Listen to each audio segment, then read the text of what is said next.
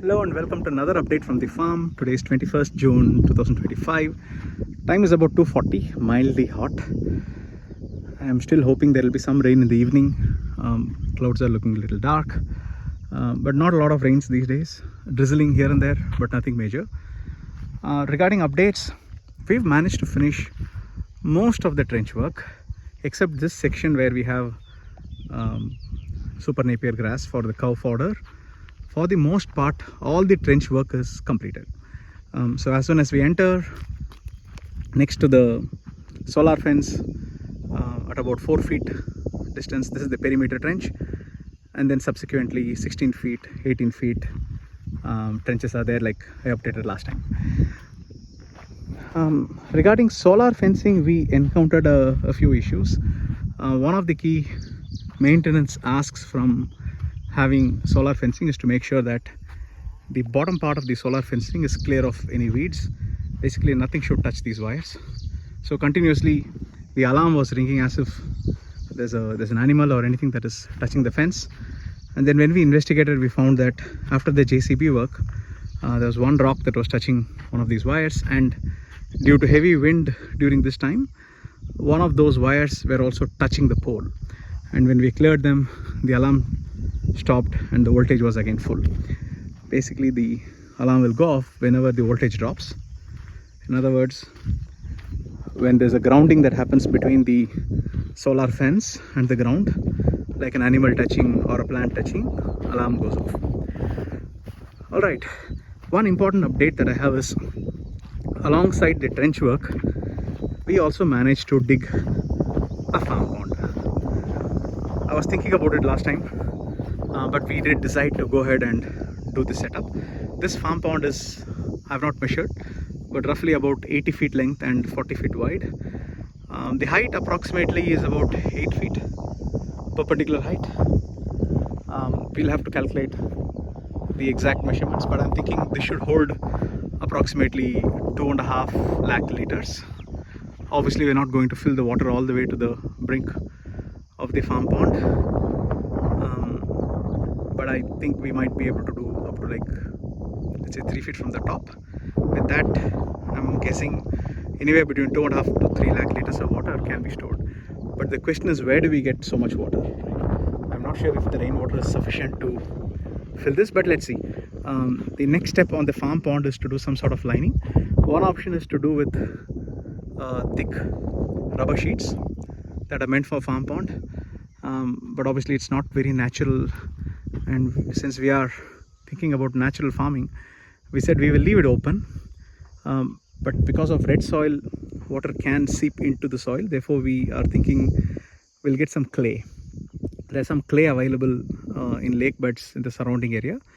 Maybe some 20 to 25 tractors of black clay from lake beds should at least be sufficient to act as a lining, and if not prevent, at least it will deter the water seepage.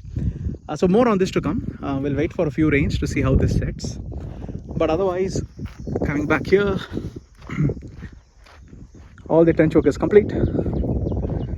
And like I mentioned earlier, we have done a small pathway here so that in future, if at all we need to send any vehicles into the beds, we will have at least some access. So we've made sure that all the trenches are designed such that one of the ends of these beds touches this pathway, right?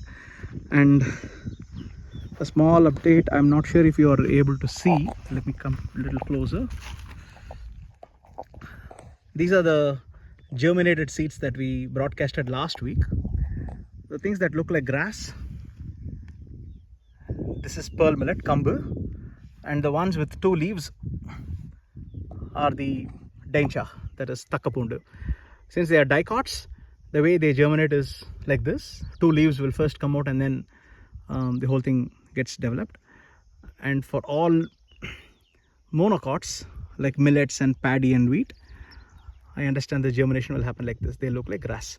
So germination has started, but we need more rains. This is not sufficient. Things are still appearing a bit dry.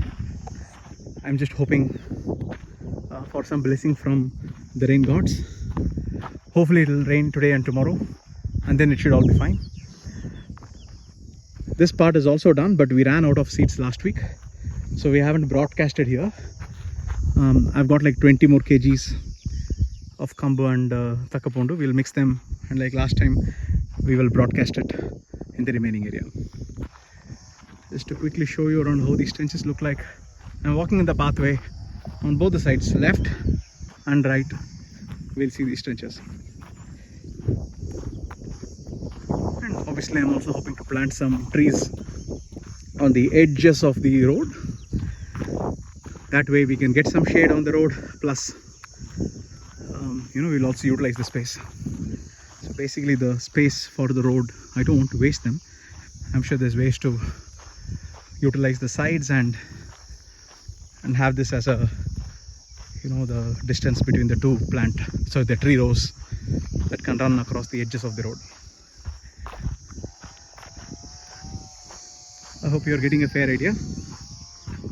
We also had to do a bit of blasting here because this pathway to the bed was blocked, so we had to break it apart.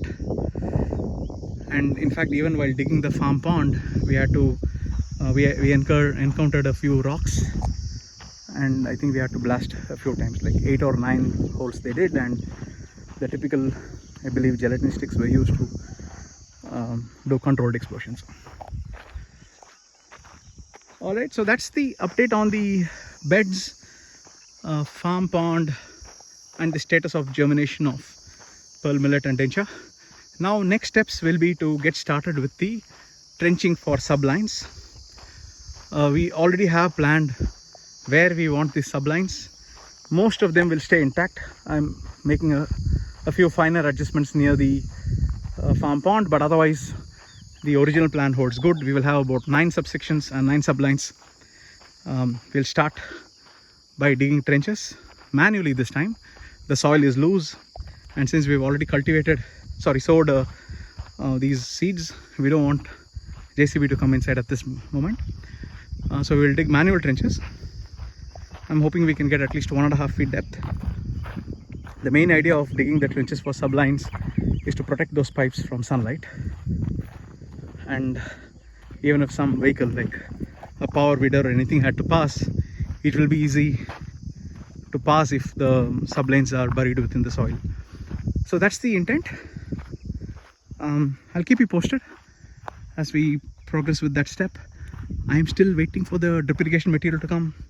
Same promises, expecting now anytime during this week. Once they come, we can finish the drip irrigation setup and then start irrigating. Alright, that's all the updates I had today. Very short update again. I will catch you on a different video later. Bye bye.